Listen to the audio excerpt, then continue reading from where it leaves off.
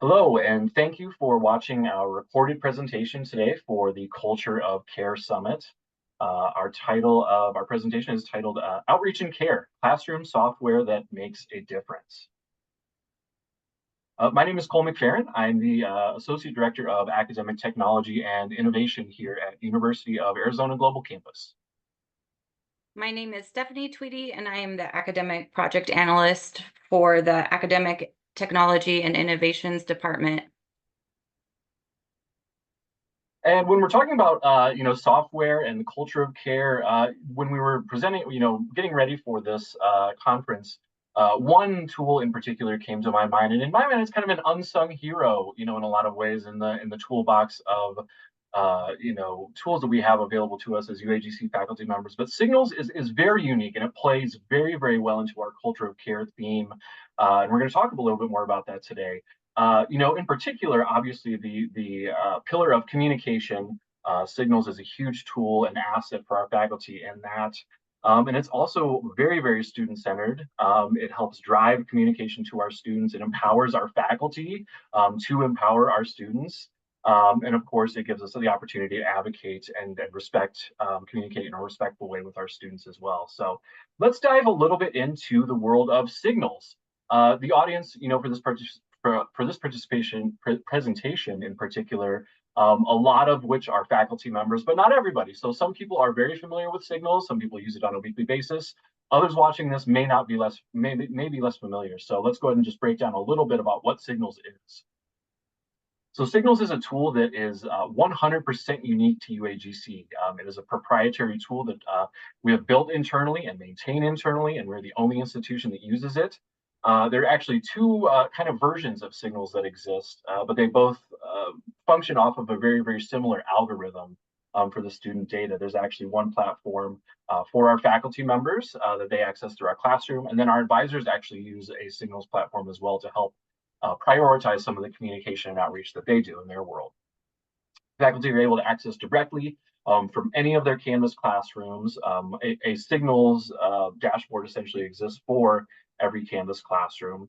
And then the roster of student automatically populates with a score predicting their likelihood of success in that class, including a breakdown of the most relevant factors going into that score. And then it's also a communication tool for faculty. It allows our faculty to communicate via email with one or multiple students at one time, and it's very, very widely used. Again, I was kind of mentioning, it being kind of the unsung hero. It gets a lot of usage and probably not the recognition that it usually does. So Stephanie today is going to break down a little bit for us just how much UAGC faculty are already using the Signals platform to communicate with our students. Thanks, Cole. Our first data slide shows for the calendar year 2023, we had 243,214 student intervention nudges sent through our Signals platform. 154,133 of those outreaches were opened, resulting in a 63% open rate. Keep in mind the open rate reflects the percentage of students who access the message sent through the faculty outreach. These three data points show an overview of the Signals used for our UAGC faculty population. We have currently 2,103 active faculty. 1,304 of those faculties have sent one or more nudges. That means that we have about 62% of our faculty currently using the Signals platform. We have average number of interventions sent per faculty member in 2023 at 195. And the final chart shows our top 5 super user courses, which comes as no surprise with our high enrollment courses. So you can see in the pie chart there that we have Gen 101, Gen 103, English 225, English 121, English 225, and Gen 102. This table summarizes information about our top 8 most frequently used templates, the total number of outreaches sent for those templates, the total number opened, and the associated open rate within the last 6 months. In this final slide, the data shows 6 of our new template iterations and their open rates.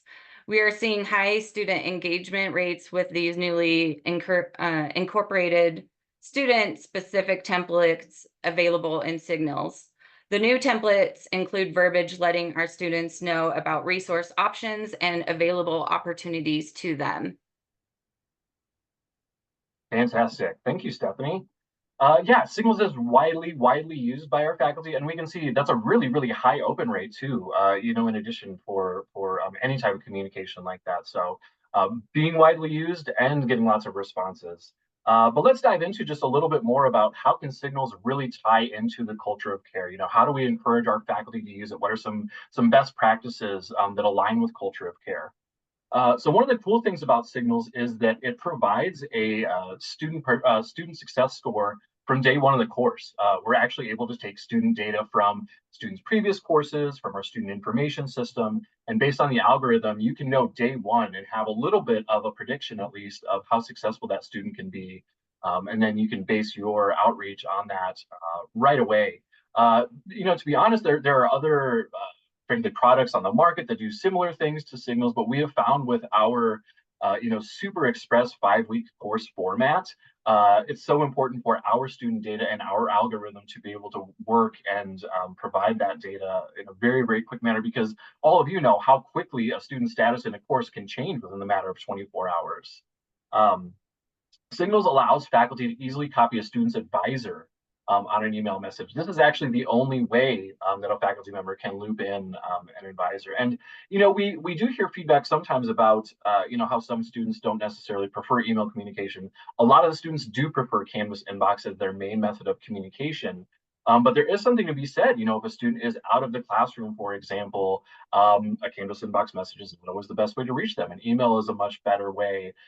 But this really opens the channels of communication with advisors. If a student is in a hardship or has some kind of a rough situation going on, a faculty member can loop in that student's advisor within just a few clicks, which is a really valuable tool to have. It's important to remember too, when we're talking about culture of care, it also includes the positive reinforcement. There's some templates available within Signals that we hope we've provided some good, solid examples, that really encourage that. And actually, I saw on one of the previous slides, one of the top used templates is a congratulatory culture of care email that's in there from faculty. So always easy to remember, like, yes, Signals makes it really easy to reach out to students who are falling behind, but also really easy to reach out to students who are hitting it out of the park.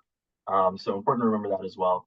I mentioned the template library. So we have a whole, library of templates that we've curated throughout the years, directing students to resources, giving you ideas for when to reach out to students. But those are all meant to be starting points. Honestly, I mean, you could send them to a student and it will probably fit their situation enough, but they're really meant to be a starting point where you can fill them in with more personal information, talking about maybe the assignment, the specific assignment you're referring to, adding your own contact information and your own communication style.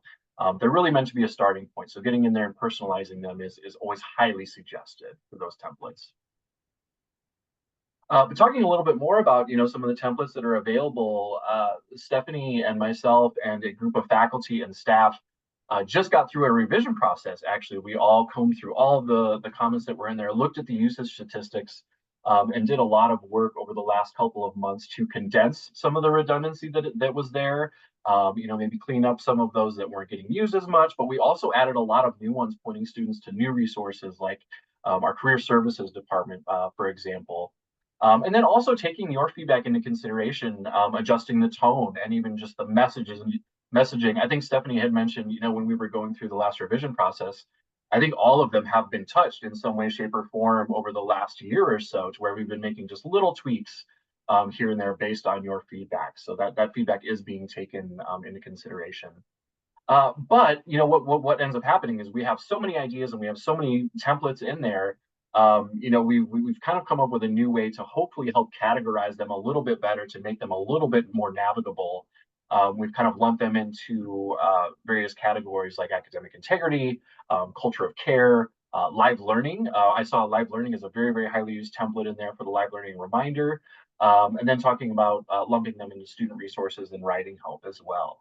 But this has been an ongoing process. I mean, over the years, I've worked with many groups of faculty to get new templates in there, revise the ones that are in there. So it's an ongoing curated template library.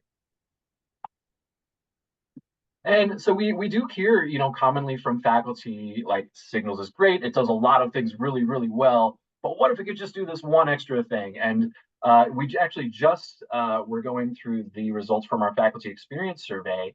And you can see here on the slide, Signals is very highly liked by a lot of our faculty, a little bit behind some of the Canvas classroom tools that are natively available. So there's definitely a lot of ideas from faculty that we've received about ways to improve Signals.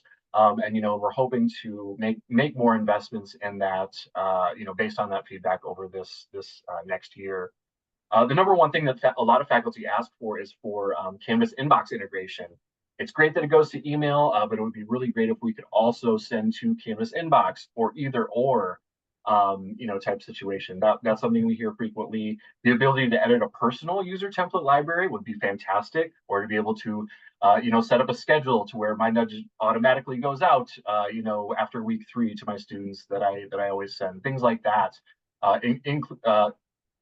Increased functionality like that is something we hear quite a bit about. Personalizing a signature line, being able to have functionality to do that. But this also really, kind of opens the door for us for looking bigger picture within the university about, campaigns like this. Signals feeds in from obviously Canvas, our student information system, but also Salesforce, which gives us the ability to potentially do, similar campaigns on an administrative level. So lots of cool and exciting things, hopefully coming up with Signals in the next year or so that we can share out with all of you based on your feedback.